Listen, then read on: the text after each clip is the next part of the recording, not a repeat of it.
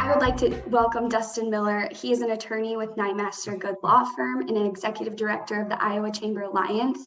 As a legislative counsel, Miller primarily represents Iowa-based associations as a lobbyist at the Iowa legislature with the agencies of state of Iowa. His work involves a wide range of public policy issues such as water quality, environmental issues, economic development, taxation, public finance, and utilities. I don't want to do any of that. I'm happy we have you, Dustin. The Iowa Chamber Alliance moved talent attraction to the top of its priority agenda in 2019 and created the annual talent poll to better understand Iowa's strengths and weaknesses. Iowa needs to find new people willing to move to the state by first understanding what working age Iowans find attractive about living here. Dustin's joining us to talk through what the ICA talent poll tells us about the workforce attraction. Thanks again, Dustin, and I'm going to kick it off to you. Appreciate it, and thanks for having me. And Kim and Jenny are two of my favorite people, so always happy to help your guys' region. And it'll be brief because, as you all will find out, that if you haven't seen Ron Cox's presentation, he's the real show today. And had some really great numbers, and honestly is a pretty amazing tool for folks that utilize what they're doing. As Ellie mentioned, with the Iowa Chamber Alliance in 2019, actually pre-COVID, we made a very important step in transitioning talent attraction as our number one priority. Chamber agendas from a public policy standpoint, in 1995 were probably work comp and tax reform and things of that nature. And really it's shifted, and you guys as HR professionals know that far better than us. But it's really something that we've heard across the board. And we had no idea at the time in 2019, obviously, how that would be exacerbated and much worse, beginning in 2020. So part of that focus for us and from a real prioritization standpoint is this year we've taken on polling Iowans to get a sense of what they like about this state, and plan on doing this on an annual basis, and not only doing it on an annual basis so it will build upon itself, but your individual community after this first year will be able to get even crosstabs of your individual community. So even if you're going to see some of these top line numbers that I'm going to give you today, next year we're going to be able to further delineate that, where you might find in Eastern Iowa something different than what you find maybe in Sioux City or in Council Bluffs. We hope this is a tool that people will use. Obviously, it's a tool that we want people to highlight the fact and the need of talent, and that's really the ultimate goal of this. As you'll hear from Ron, it's really alarming that since 1900, Iowa has the lowest population growth of any state in the country. I gave our legislative coordinator a map from 1875 that has 12 congressional seats. We now obviously have 4. We were okay in the latest census to keep our 4 congressional seats, which is obviously, a reflection of population amongst all other states. But I think it's pretty likely that if we don't do something pretty drastic, all of a sudden we'll move down to 3. So as I said, the goal here was to understand people as to what are their push-pull factors, what attracts them about the state, and really find our strengths and weaknesses. And I will tell you some of the things that I'm going to show you, we understood and we thought that it would be there. But there are some things that are actually pretty shocking. And again, you guys know better than us. What I hear time and time again from HR professionals is, getting employees and finding prospects used to be simple math. It was salary plus benefits, meaning landing somebody. Now, very complicated calculus. Salary and benefits are in there, but it's also, what is your flexibility for me to drop my kids off in the morning or pick them up in the afternoon? Can I work from home? How close am I to a bike trail? These are all kinds of decisions that get put in there that are really somewhat out of your control. So what we're finding is, again, things like bike trails, water trails, skate parks becoming part of a chamber agenda because they know that that might land you somebody that you're looking for. As you can see, we polled over 800 registered voters in Iowa. The focus on it was age 18 to 65, obviously being focused upon working people. You know, God love my father, but at 75, he doesn't care if we make investments, you know, on new playground equipment. So, and so that's really kind of the perspective we're getting. And I'm not going to spend a ton of time on the sample structure. I always offer, if anybody's interested, I'm happy to share the underlying crosstabs or even the high level numbers if people are interested. But you can see it's a pretty good cross section across the state to give some validity. We also utilized a pollster who is really trusted by folks at the Iowa Capitol, which also obviously this being public policy focused helped us get over some of the skepticism. Here's what we found. 69% of Iowans believe Iowa is on the right track. You know, they feel like close to 30% believe in a future that their standard of living is better and that the standard of living and economy will remain the same. This is a really base to start from. In something that we were hoping to be, it sure would feel much worse if we did this and every person said Iowa stinks and I think I'm going to leave. So at least from a baseline standpoint, doing this first, we at least have a base where people enjoy and like Iowa, which I think we all know that we're not a braggadocious state. I've lived in a lot of different places to know that that's just not something that we do very well. So it's nice in this underlying, even though you don't possibly hear it from everyone and all your neighbors, this is a nice baseline to start from as we start thinking about growth. Because as Ron will tell you, if we don't have population growth, it'll mean stagnant economic growth.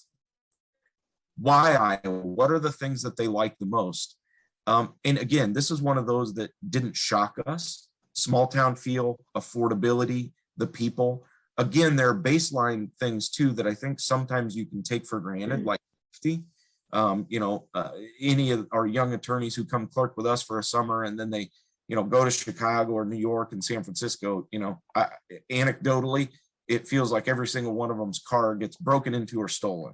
And, you know, there are pockets of the state where that can happen, but typically we have a pretty safe environment that is, again, a base that we can build from as people look for things. Again, you guys know better than me, but, you know, all of these things from a base as to how we attract people broadly in the state are important, because that kid who goes to the University of Iowa and does biomed engineering and wants to move to San Francisco, probably not much we can do for them. However, the person who did make that move to San Francisco, if we can keep a tie to them and all of a sudden they want to start putting their kids in school and having a different life, that's our sweet spot, right? It's something we score very high on. One of the things I do like highlighting is for some reason, 3% of people chose the weather, which is typically not something that that I would think. However, my son, as it's been cold, we ice skate, I would say 6 hours every weekend because he loves the cold. So, you know, there are those people out there. Again, this is the baseline that I talked about, you know, the majority with these statements of experience and ability to achieve goals. Again, this is a great start from. Also, like I talked about in the beginning, you know, it's great to have those two at the bottom as well. Not only life goals, but career goals, because more and more as you're trying to attract people and find people to slot into your businesses, they care about both. It isn't anymore, you know, not to keep beating up on my dad, but right, as a boomer, he was, you should be happy you have a job. And we know that that's just not the space that we're in anymore. It's really an employee market. And so how you attract people has this interaction between life goals and career goals. Now, here's something we didn't anticipate that I think will, you know, either A, lead to public policy changes that we'll advocate for, or B, in your local community, a real gap that we have to address. We all know that there are people on this line that, you know, were probably getting beat up this morning that their employer or who they work for needed 50 people yesterday. And that's across the board, low skill, medium, high skill. Yet, what's the number one reason that people consider leaving Iowa? Came up as job and career and employment opportunities. That is a gap that I want to know in future polls a lot more about, because the two don't seem to make sense. Now, is that because our wages are lower? Or what is it simply just a fantasy in someone's mind that, I've always wanted to live in Milwaukee, Wisconsin? I don't know. But it's something we're going to dig into more, because if we all know that we have all these job opportunities across the state, yet people feel like the one reason they would leave is because they don't have the employment opportunities, how do you address that? One of the things we've already thought about is trying to get people to understand affordability. And help, for a person like myself who's lived in London, I've lived in DC, I've lived in Chicago, I know what a bag of apples costs in a place like that versus what a bag of apples costs me at Fairway or Hy-Vee, or access to, a self-pick that is even cheaper than what I'm buying for apples, in a store at an HEB or wherever, Waitrose, if you've been to London. And so getting people to understand that if you're a kid in Iowa City that, is making $63,000 a year, and you see a job opportunity in the western suburbs of Chicago for 78,000, and you say, geez, that would be really great. Helping people understand, presenting that information that, you might be better sitting where you're at, but if you've never had that experience, then that person wouldn't know that. So that might be an educational thing that we start leaning into. Last couple slides. This is something that we anticipated, that in entertainment are inferior to other states. That's something we anticipated. It's why the Iowa Chamber Alliance works really hard on things like other quality of life initiatives, the Iowa Reinvestment Act. We push on those things because we know that somebody having the ability to go to the next tour of the next hot band, that's something that people care about. And so interestingly enough, similar on the outdoor recreational opportunities, people feel that we have superior, which is very interesting. Again, it's something we'll dig into in the future, because if you didn't know this, Iowa, from a percentage standpoint, is second only to Connecticut in lack of publicly available land for recreation. So it's great that people feel that way, and it's something we're going to want to know, because there are forces at the Capitol who want to not bring more land into the public. Last and not least, again, top priorities that were pretty much anticipated: creating jobs, lowering taxes for individual, and I'll end with this. 58% of respondents believed the taxes on individuals were too high, and over 40% thought taxes on businesses were too high. So late last night, the Iowa legislature, impacted those two things. So, how we broadcast that to individuals looking for new places to go and businesses looking to expand, hopefully, in future polls, we can see that one move down and we can start working on other priorities. So with that, Ellie, Tom, I will stop in case folks have questions, or we move on to Ron. Thank you so much, Dustin. I'm going to kick it off to Tom to introduce Ron. Thanks, Ellie. Before we jump into that, do we have any specific questions for Dustin? We have a couple minutes here, so any questions for Dustin?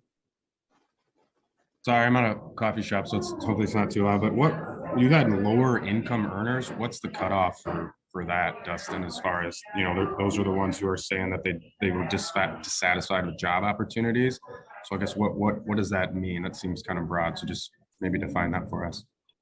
Yeah, I think, one of the discussions we've had is, I think Jenny and I had this discussion with the larger Chamber Alliance group this week, that I have a friend starting a childcare center who, went to another childcare center in town, and they said, well, geez, you're never going to find anybody.